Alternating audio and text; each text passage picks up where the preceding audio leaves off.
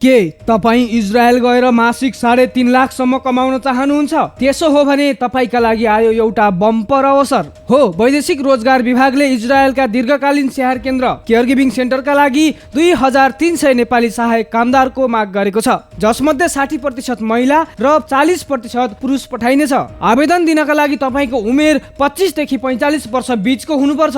कम्तीमा 1.5 मिटर उचाइ, 45 केजी तौल त हुनै पर्छ।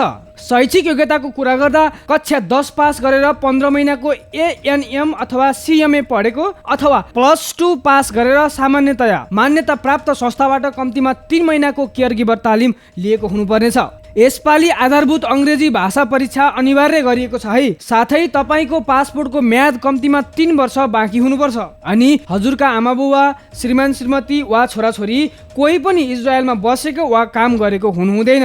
हप्तामा 42 घण्टा काम, मासिक तलब 6443 इजरायली सेकेल अर्थात् नेपाली करिब 3,48,000 रुपैयाँ। छनौट प्रक्रिया लक्की ड्र मार्फत हुनेछ।